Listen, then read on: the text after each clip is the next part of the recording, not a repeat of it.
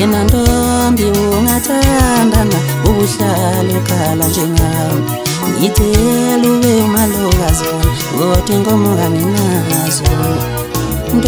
Ngikubingelele ngiphinde ngikwamukele embukelweni Ndobane TV. Siyathokoza ukuthi ususubscribe kule channel yakho ngaphambili kwindozo kakhulu ukuba nawe mfowethu osasijoyinaka ukuqala kule channel yethu. Sacela mfowethu ukuthi usubscribe ukuze ungaphutha nayo yonke video esiyifakayo kule channel yethu. Nazi engiza nazo engithatha kumthombo othembekile. Kugcine kutholakele ngempela ukuthi umthandeni umfoka amanqele laphana ugcine ebhincele inqanye emva kokuba intombi laphana ithathwe uLoji laphana. Indaba zokuthi uLoji ngempela bayajola benoNatasha laphana zigcine zikonfenyiwe emva kokuba kubonakale uLoji laphana efaka isithombe sika Natasha laphana enkundleni zakhe zokuxhumana zika Instagram.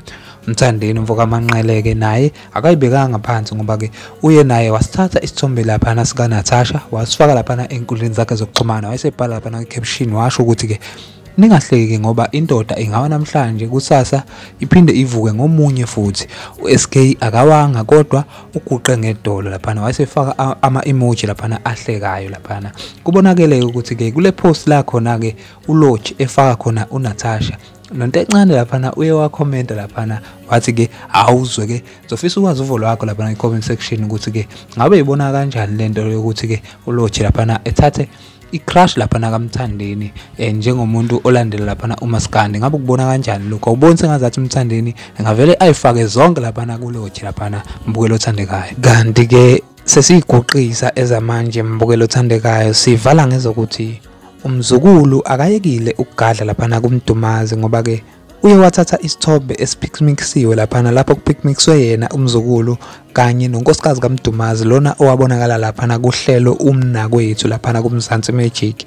Umzukulu we ubese ebhala kwi-caption laphana kulesi sithombe wabhala ukuthi ke sengikhumbula ukuthi ubaqazile esaphila nami benginakho ukumane ngibone umuntu ozongifanela naye. Wayesesho ukuthi ke kodwa ke angikho lapho bengithi mina i-album yami enama-hit awu-14 iyeza. Ngizofisa ukwazi uvo lakho mbukelo wasekhaya lapho ukuthi ke ngabona uthini ngokuthi umzukulu laphana elokho egadla kanjena egadla ephindelela laphana kumfoka Mhlongo. Ngabe wena ubona kuyinto right lokho ukuthi elokho egadlile laphana umzukulu ngoba ke abanye abalandeli laphana bavumelana nomzukulu laphana bathi ke akaqhubeke lempi lena ingaba right kakhulu, bawuthanda kakhulu umdlalo weinsizwa. Kanti abanye babalandeli bathi ke umzukulu bekufanele astike nje kushayina ama-hit njengoba ejwayele ukwenza, hayi ukuthi angene indaba zikanjoko laphana nomdumazi. Ngizofisa ukwazi uvo lwakho lapha mbukelo wasekhaya ukuthi wena ngabe uthini malana lolu daba. Ngithi mina nani asibonaneni ngevideo ezayo.